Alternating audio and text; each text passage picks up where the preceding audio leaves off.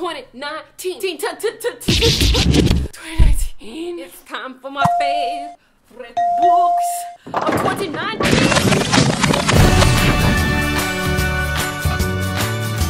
That time of year to reflect on what we've read. These are my favorite books that I read within the span of 2019. If you've read all these and you need more recommendations, I have been doing this video for so many years. I have one for 2012, 2013, 2014, 2015, 2016, 2017, 2018, and now 2019. I have 9 books to add to my favorite books of all time this year. I've got 3 honorable mentions, and I'm gonna pick a favorite book of the decade. That's gonna be hard. Stay tuned for the end, because I'll need this whole filming session to figure that out. We're gonna start with my honorable mentions. The first of which is a complete surprise to me, and that's Daisy Jones and the Six. What the f?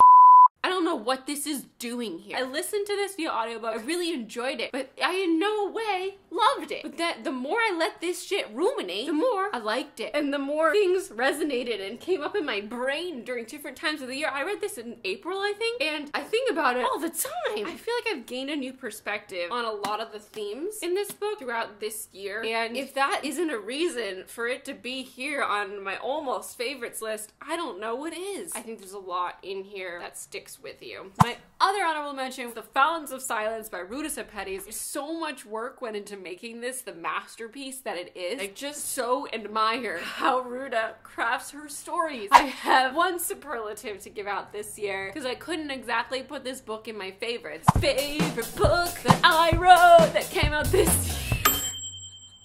My debut novel came out this year. It's weird to have it on this list, but I think it'd be even weirder not to. It's such a milestone that will define this year for me in books for the rest of my life. If you read it this year, I hope it brought you joy in some way, shape, or form. Let's get down to it. Top 8 countdown. We're going from 8 to 1, and then top book of the decade will be 0.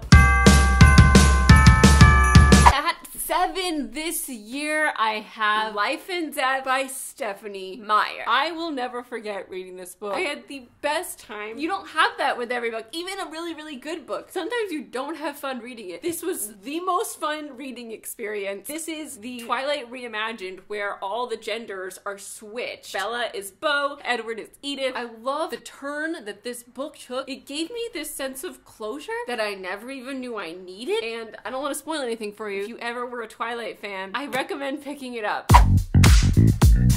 Coming in at number 6 this year, another Colleen Hoover book. I try really hard to make this list cutthroat when I'm thinking of what to put on it. It has to be something that I really love, that I really feel like I connected with, that I devoured with such earnest excitement. Every Colleen Hoover book has been like that for me. It's why she's one of my favorite authors ever. That's why anytime her art comes in the mail, it's the only thing I want to read. Regretting You was no different. And even though it falls like 6th or 5th on my Colleen Hoover list, here's my Colleen Hoover list. That's still so high on my overall list of books that I love. It was so funny, and the characters, as always, were so charming. It's really, at its heart, about a mother-daughter relationship, and I love that so much. Number 5, Kingdom of Ash by Sarah J. Maas. The 7th and final book in one of my favorite series of all time, Throne of Glass. Throne of Glass really marries fantasy and badassery with romance in just my favorite way. The 7th book was definitely not my favorite in the series, but it was still a satisfying end to our story, and I'd be open to literally any spin-offs of any of the other characters because all of the characters are so strong. All of them.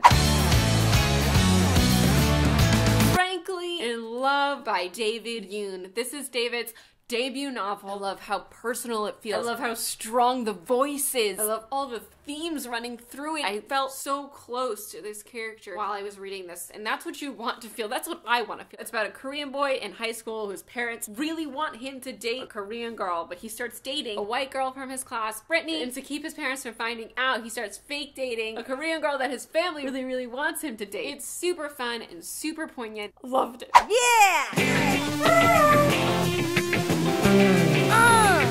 At number 3 this year is Christina Lauren's The Untitled Honeymooners. I got so much joy from this book, and it's one of those that is so much more fun if you don't read anything about it. I didn't know anything going into it, and I had a blast. This is a rom-com. It's hate to love romance. I'd recommend it to anyone who loves a good love story. What I'm looking for when I read a rom-com is more than just laughter. I want to feel sad. I want to cry. I want to be happy. I want those warm fuzzy feelings. I want to be frustrated. I want family shit. I want everything, and this had it all.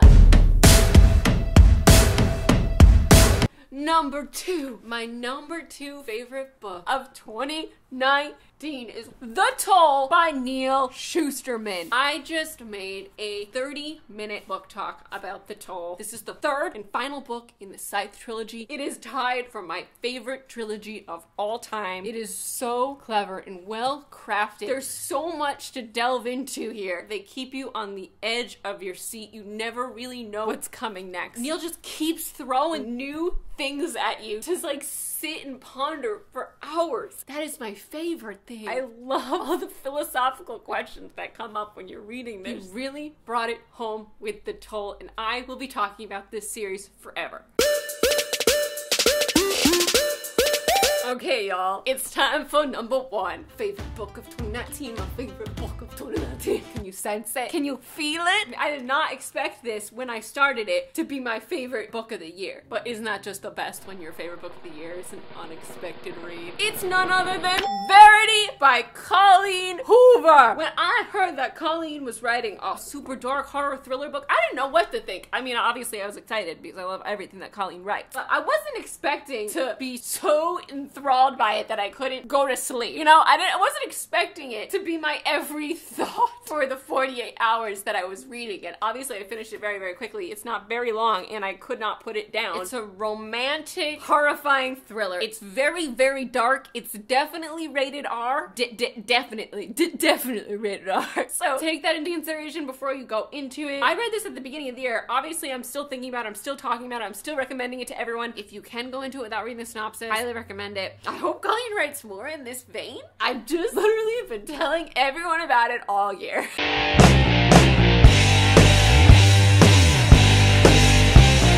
I've been trying to analyze my decade, and the first half of it is really defined by series, and the second half of it feels like it's really defined by contemporaries. I think I need to pick a favorite standalone and a favorite series novel because they feel like just completely different planets. The award for my favorite standalone of the decade goes to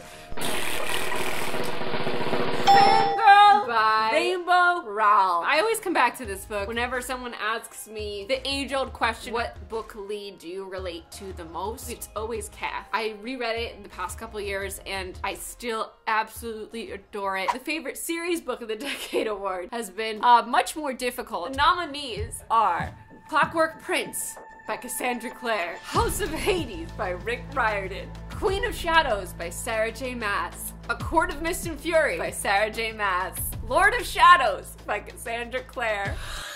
The winner is... Okay, it's not House of Hades.